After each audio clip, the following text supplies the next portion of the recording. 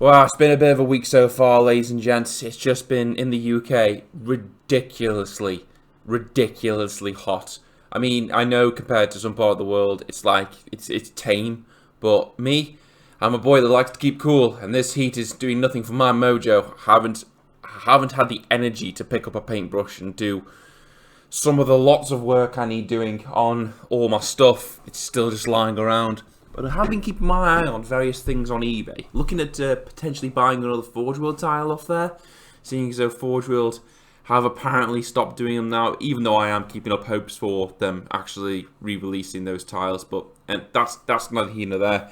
I was speaking to Jamie not so long ago about potential leaked rules for things like wraiths and whatnot in the upcoming Necron Codex. And I think these are going to be like in boxed games, things like that. They're the kind of like rule slips you get in like standalone products, like like Illuminor Zaras. He had his rules inside the box with him because obviously if he updated his rules sheet to go with his new, more buff physique. And Jamie was saying that wraiths are going to get a bit of a kicking. I think they gain like -1 strength, according to this like leaked image, -1 strength, -1 weapon skill. And they're losing their 3-up, they're going to a 4-up. And I'm like, you can never really take anything that comes in those boxes, those little slips, as gospel. When you get the codex in your hands, that's when you know. But until then, it's all really hearsay. You don't know if these things are like sort of like test rules that I've just managed to find the way on the internet. You don't know if it's just a really good trolling. You just don't know at the end of the day. So you can surmise and, second guess yourself all you'd want. But what I'd say to anyone just worried, first off, don't worry at the end of the day. And second of all, until you get the codex in your hands, you can't really say for sure what's true and what's not. But then GW dropped this article, which did confirm some of the rumours that were flying about. So, there is that. One of the rumours that Firstborn Space Marines, the mini Marines, the standard Marines that were around forever and a day, they're getting 2 wounds. And that turns out is completely 100% true. But we'll go into that. We'll start the article. Basically, it goes off to start, oh yeah, the 9th edition, it was a great success. It was fantastic. You all love it. We all love it. But you're getting new boxes, new rules, new codexes. That's the tagline of this entire sort of article. And it just goes into, first up, Space Marines and Necrons, you're going to get your codexes first. And guys, listen, I keep saying this till I'm blue in the face. Space Marines will always be first. And it doesn't matter how much you complain about it. At the end of the day, Space Marines will be first. And that's it. I've got no doubt in my mind. They say Space Marines and Necrons are going to be the first 2 codexes out. I've got no doubt in my mind it'll be Space Marines first for a week, and then it'll be Necrons. Absolutely no doubt in my mind. Because Space Marines always come first. And I know a lot of people have been saying this article is like Space Marine Imperial Focus doesn't really give anything out much about Xenos weaponry or Chaos weaponry. I agree, but then again, I refer you to my previous statement. Space Marines will always be first. You've just got to get over it.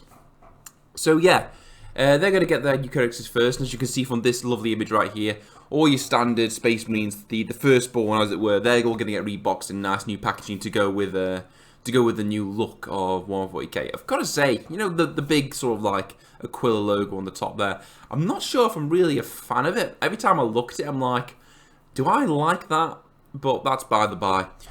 So, to help, well, I'm guessing to help sell and help reinforce the fact that your firstborn Space Marines, the original Space Marines, are still good, they've saying that they've updated a whole new rule sets for all kinds of weaponry that these guys might be having. And the first off is the old Heavy Bolter. Heavy Bolters now will be damage 2, rather than being damage 1. Take of that what you will. So, Heavy Bolter, it's been like a staple Space Marines for fucking ages, forever and a day. Now be damage 2. I can see where the reason is behind that. It's meant to be like a regular bolter, but rapid fire and bigger, I suppose. So it makes sense. It does more damage. That's fine. That's fine. There's nothing wrong with that. Flamers. All flamers and heavy flamers are going to be range 12. So, I hope you like getting flamed from Deep Strike, because that's going to be happening a lot. I can guarantee you that, unless they bring out a rule saying you can't use flame weapons the moment you come in from reserve or strategic reserve or whatever they're calling it now, but there is going to be a lot of flame bombs going on. I don't know what it is, but when I read this article, just going off a little bit of a tangent, I keep thinking to myself, are they making all the guns and weapons more deadly to try and speed up the that way? That could be completely bollocks. I mean, it's just like like when you get like a random thought that passes through your head that somehow gains traction in your subconscious. It's like that. I'm like, are you trying to speed up the game by making all the weapons deadlier? I mean, it'll work, I suppose, to an extent, but I'm not sure what the repercussions of that will be. I mean, everyone will just focus on, obviously, the most killy kind of weapon. But then again, I suppose they do that anyway in the meta army, so what do I know? But yeah, flamers and heavy flamers being 12, you better believe you're going to get some deep strike flame action going on. That's only obvious. I mean, Genie Stealer Cult have it already where you can sneak into position and get right close to people and hand flame them to death. I mean, if you were so inclined with Tyranids, with Pyrovores, they do have a long range flamer and they can come in from deep strike. Don't see why. Everything about them is terrible, but they can do that. So that's going to be a trick going forward. I can just see that. That's going to be obvious. Half Melter will travel. Now this one, Melter weapons are about to get even more destructive at close range. With a flat, I'm not going to read the in the brackets thing. With a flat +2 damage bonus replacing its current ability, resulting in a whopping damage potential of 8. What's more, the rules team put in the multi into multi-matter as doubling up to heavy 2. Heretics beware. So this is by the way, this is Imperium wide. So multi-melters, flamers, and heavy bolters, Imperium wide, are gaining access to these rules. So melters, and you can better believe Xenos, players, your fire drakes for the Eldar, you're going to get the kind of equivalent. You're just going to get a +2 damage if you're within half range, I suppose. So yeah, just making the guns more deadly. I mean, Christ, potential of damage 8 if you get multiples of them in. I mean, how many new? What are the new? I think all the Eradicators, the new Space Marine dudes, the new Space Bros with the super long range melters. I mean, Christ almighty. I mean, 3 of them in a squad, so that's potential damage of, what, 24? That's, like, really good. That's really, really fucking good. So, yeah, that's the melters. They're getting a buff. Slice and dice. Now, we already knew, I think from rumours, that chainswords are going to become, like, Astartes chainswords, and they're going to get buffed, but apparently this goes into more detail. Power swords are due to get a +1 strength modifier, all the better for chopping up tougher foes with energy wreathed blades. Will that transition over to all power weapons?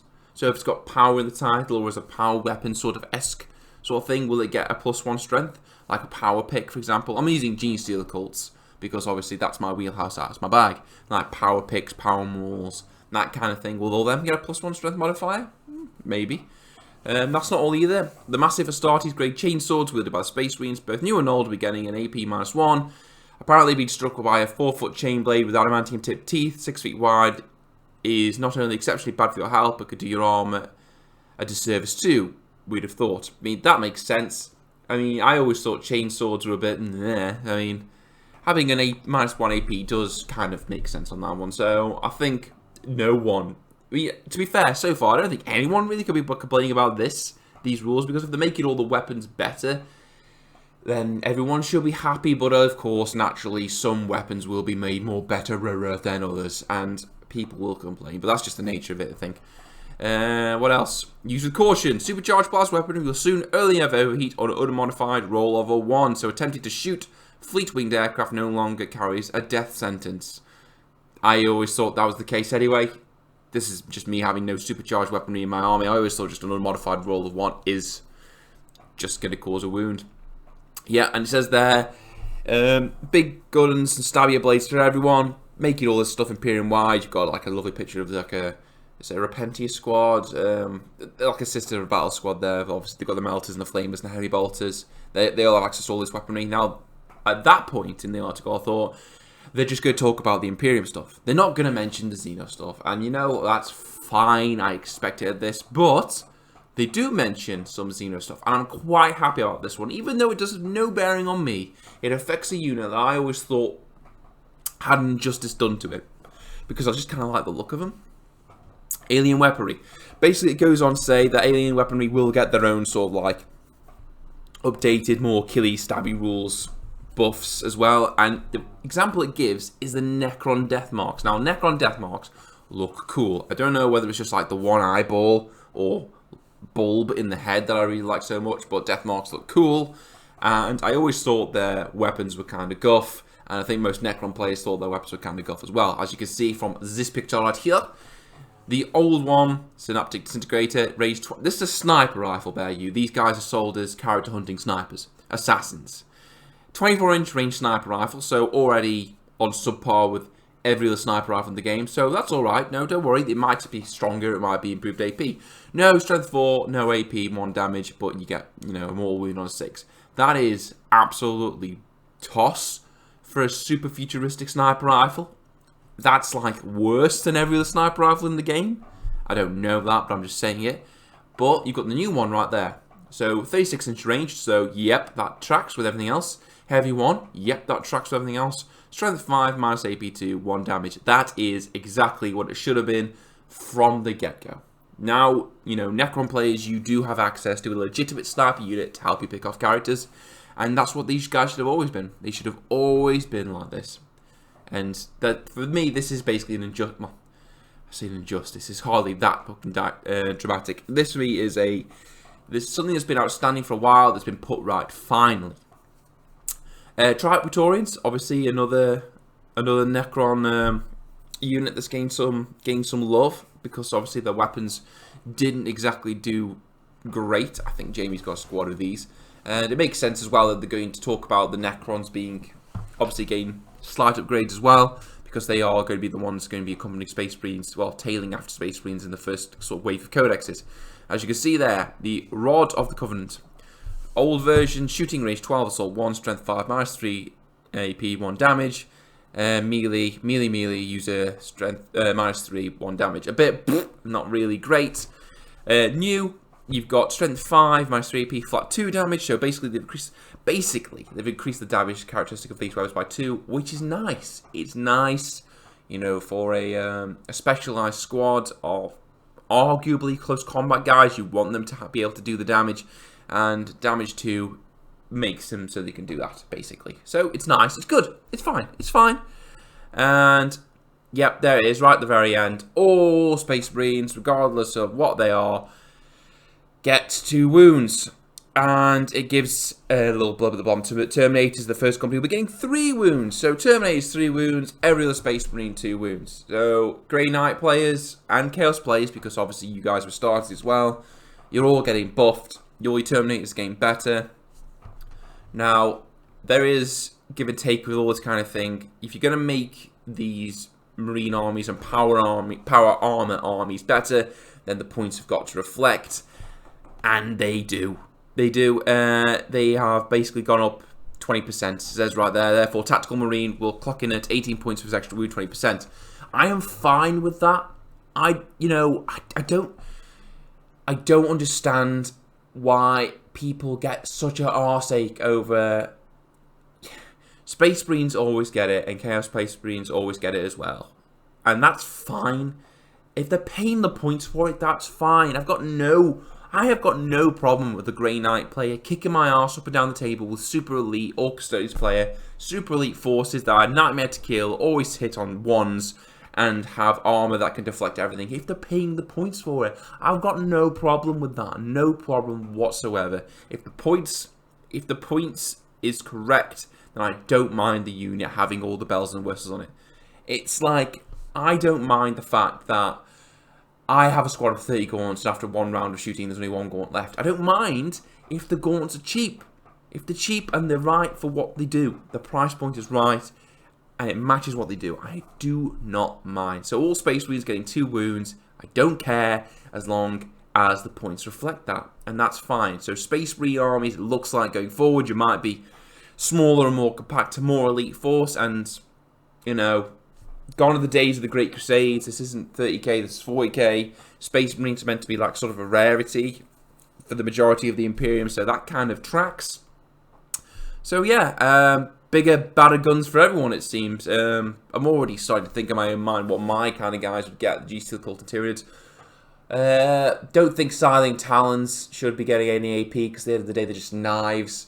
I could just go over this in my own head all I want. But yeah, this is good news. This is good news, regardless of where you sit on the fence.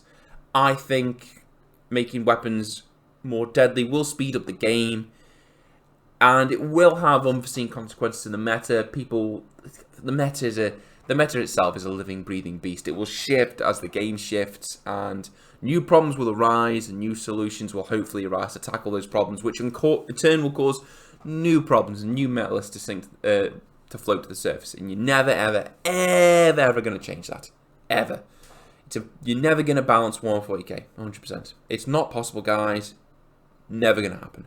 But as far as I can tell, these rules changes are quite nice, you know, for Imperium players. And Necron players, you know, death marks are getting good now.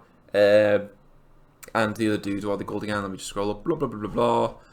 And Trial Praetorians, they're getting buffed as well. So, in my mind, the game is at its best when every single unit has a place and can be fielded legitimately without incurring too much of a penalty. And if 9th edition could sort of not reach that point but move towards it, then I think everyone's in for a winning, you know, a good time anyway. But let me guys, let me know what you guys think down in the comment section. Do you like these updates? Do you not like them? You know, what are you hoping for your army? Any particular units, weaponry in your army that... oh, that's it. Seismic cannons. Seismic cannons in the G-Steel Cult army, they need to be better. They need to be better than what they are, because what they are right now is not very good, and the Pro Propaganda is so fucking cool. But yeah, any weapons or units in your armies that you think could do with a bit of tweaking, let me know in the comments below. But until then, guys, I suppose I'll catch you all next time. See you later.